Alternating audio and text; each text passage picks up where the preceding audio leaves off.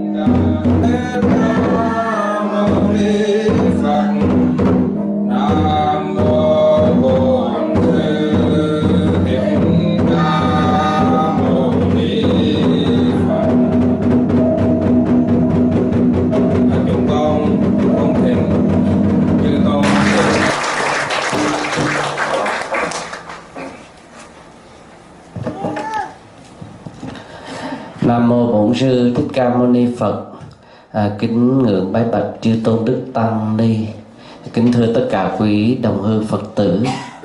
Hôm nay là ngày vui của khắp cả nhân loại, cộng đồng Phật giáo Việt Nam cũng như cộng đồng Phật giáo khắp cả thế giới đang hân hoan và đón mừng ngày thành đạo của Đức Bổn Sư Thích Ca Mâu Ni Phật cách đây 26 thế kỷ.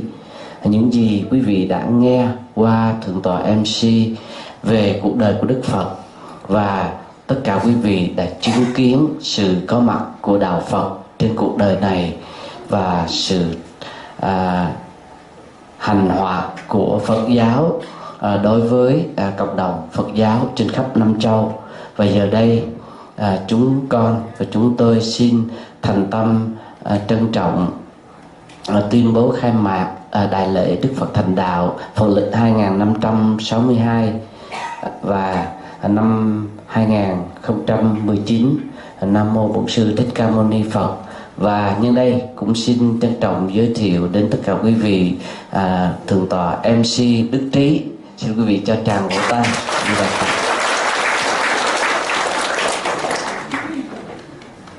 Chúng con xin được tri ân Thượng tọa trưởng ban tổ chức. Kính bạch và kính thưa toàn thể quý vị. Vũ trụ đều sáng trong, trời rồng thần quy tụ, hư không tấu nhạc trời để cúng dường Đức Thế Tôn. Còn hôm nay chúng ta tại đạo tràng chùa Khánh Hỷ được phước duyên đầy đủ kỷ niệm ngày lễ thành đạo, xem đây như một thông điệp mầu nhiệm mà đấng giác ngộ đã trao lại cho chúng ta, là một sự nhắc nhở chiêm nghiệm làm sao để việc sống đạo, tu đạo, hành đạo của chúng ta là một thể hiện của sự vận hành tuệ giác vào trong thế gian đầy nhiễm ô. Và để tiếp nhận tinh thần đó, kính xin quý vị hãy lắng nghe nội dung cuộc đời Đức Phật bằng Anh ngữ. Xin kính mời em Tích Pha Ly xin lên phía trên để diễn đọc bài cuộc đời Đức Phật bằng Anh ngữ. Xin kính mời.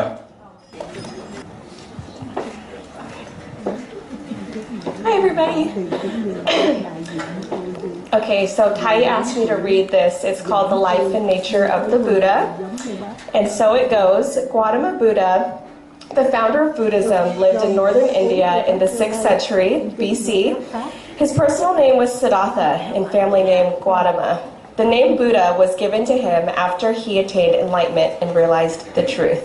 It means the awakened or the enlightened one. Siddhartha was born a prince who seemed to have everything. He had a luxurious upbringing and his family was of pure descent on both sides. He was the heir to the throne, extremely handsome, inspiring trust, stately and gifted with great beauty of complexion and fine presence.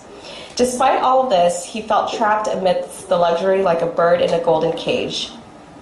During a visit to the city one day, he was what is known as the Four Sights. that is, an old man, a sick man, a dead man, and a holy recluse. When he saw the sights one after another, the realization came to him that life is subject to age and death. And he asked, where is the realm of life in which there is neither age nor death? The sight of the recluse, who was calm for having given up the craving for material life, gave him the clue that the first step in his search for the truth was renunciation. Determined to find the way out of these universal sufferings, he decided to leave home to find the cure for not only himself, but for all of mankind. One night, in his 29th year, he bade his sleeping wife and son a silent farewell, saddled his great white horse, and rode off toward the forest. For 6 long years, he labored to find the truth. He studied under the foremost masters of the day and learned all the religious teachers he could teach him. When he could not find what he was looking for, he joined a band of ascetics and tortured his body as to break its power and crushed in its interference, since it is believed that the truth could not be found this way. A man of enormous energy and willpower, he outdid other ascetics in every austerity they proposed. While fasting, he ate so little that when he took a hold of his skin, the skin of his stomach, he actually touched his spine. He pushed himself to the extent that no man had done yet, and yet lived. He too would have certainly died had he not realized that futility of self-mortification and decided to practice moderation instead. On the full moon night of the 9th of Visakha, he sat under the Bodhi tree at Gaya, wrapped in deep meditation. It was then his mind burst the bundle of the universe and realized the true nature of all life and all things. At the age of 35 years old, he was transformed from an earnest truth seeker into a Buddha, the enlightened one. For nearly half a century, the Buddha walked on the dusty paths of India, teaching Dharma so that those who heard and practiced could be ennobled and free. He founded an order of monks and nuns, challenged the caste system, raised the status of women, taught religious freedom and free inquiry, opened the gates of deliverance to all in every condition of life, high or low, saint or sinner, and ennobled the lives of criminals like Angulimala and the courtesans of Ambapali. He was towering in wisdom and intellect. Every problem was analyzed in component parts and then reassembled in logical order with the meaning made clear. None can defeat him in dialogue. An unequal teacher, he still is the foremost analyst of the mind and phenomena even to the present day. For the first time in history, he gave men the power to think for themselves, raised the worth of mankind, and showed man that he can reach the highest knowledge and supreme enlightenment by his own efforts. Despite his peerless wisdom and royal lineage, he was never removed from the simple villagers. Surface distinctions of class and caste meant little to him. No one was too little or too low for him to help. Often when an outcast or poor or dejected came to him, his self-respect was restored and he turned from the ignoble life to that of noble being. The Buddha was full of compassion and wisdom, knowing how and what to teach an individual for his own benefit according to his level and capabilities. He was known to have walked long distances to help one single person. He was affectionate and devoted to his disciples, always inquiring after their well-being and progress. When staying at the monastery, he paid daily to the sick wards. His compassion for the sick can be seen in his advice. He who attends the sick attends on me. The Buddha kept order and discipline on the basis of mutual respect. Kind Pasenadi could not understand how the Buddha maintained such order and discipline in the community of monks when he, as a king with the power to punish, could not maintain as well in his court. Many miraculous powers were attributed to him, but he did not consider these important. To him, the greatest miracle was to explain the truth and make man realize it. A teacher with deep compassion, he was moved by human suffering and was determined to free man from its fetters by a rational system through a system of thought and way of life. After 45 years of ministry, the Buddha passed away at the age of 80 at Kusinara, leaving behind thousands of followers, monks and nuns, and a vast treasure store of Dharma teachings. The impact of great love, dedication is still felt today. In the three great men in history, H.G. Wells states, in the Buddha you see clearly a man, simple, devout, battling for light, a vivid human personality and not a myth. He too gave a message to mankind universal in character. Not many of our best modern ideas are in the closest harmony with it. All the miseries and discontents of life are due, he taught, to selfishness. Before a man can become serene, he must cease to live for his senses, for himself. Then he merges into a greater being. Buddhism, in a different language, called man to self-forgetfulness 500 years before Christ. In some ways, he was nearer to our needs. He was a great man who wielded an extraordinary influence on others, even during his lifetime. His personal magnetism, moral prestige, and radiant confidence in his discovery made him a popular success.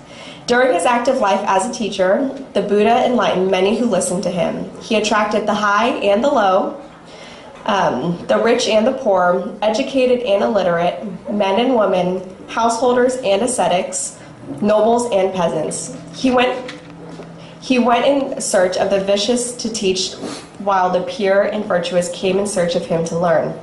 To all, he gave the gift of the truth that he had discovered. His disciples were kings and soldiers, merchants and millionaires, beggars and courtesans, religious as well as the secluded people. When people were fighting, he made peace between them. When they were deluded, he enlightened them. When they were inflamed with rage and lust, he gave them cooling water of truth. When they were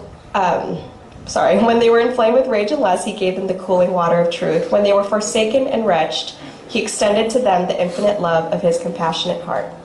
His teachings were basically simple and meaningful. To put an end to evil, to fulfill all good, to purify the mind, this is the advice of the Buddhas.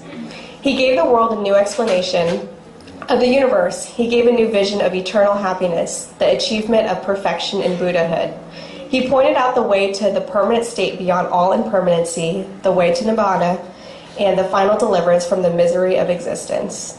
His time was 2,600 years ago, yet even today, this great teacher honored not only by the religious-minded people, he is also honored by atheists, historians, rationalists, and intellectuals all over the world who have acknowledged him as the enlightened, most liberal-minded and compassionate teacher.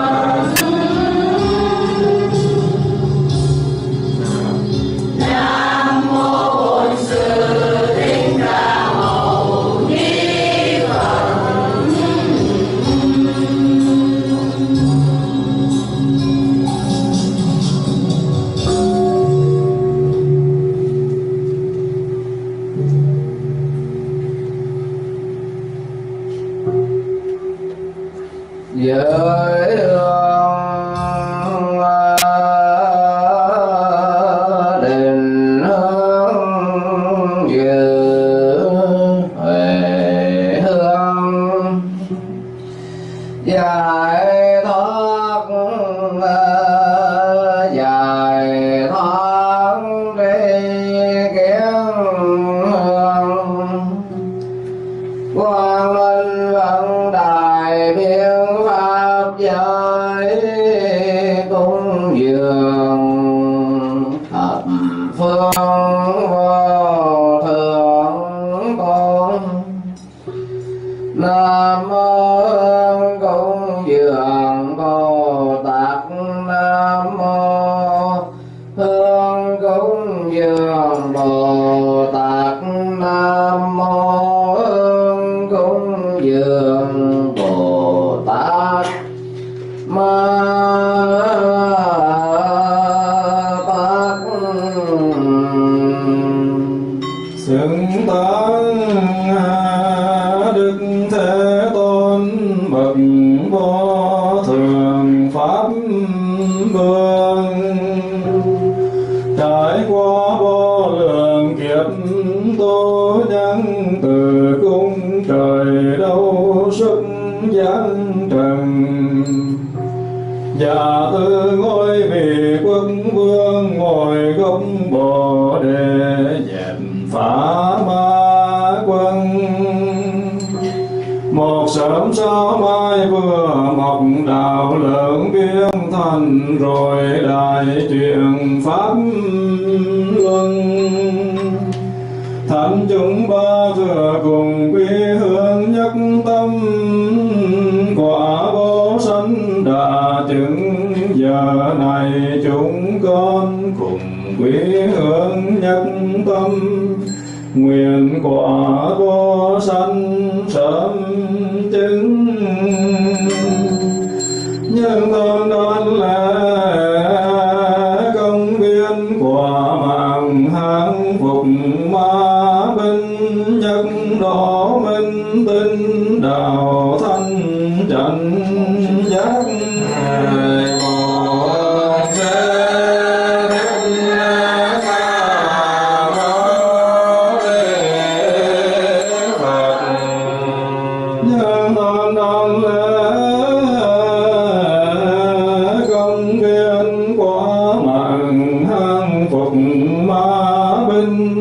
Nhất độ minh tinh đạo thanh chánh giác.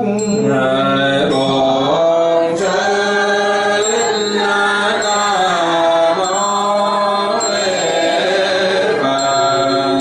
Nhân toàn đàn lễ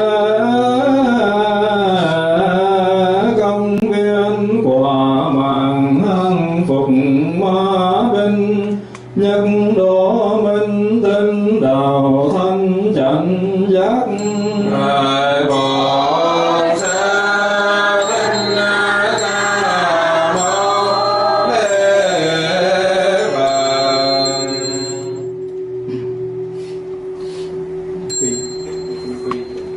Quỳ xuống chính nhỏ.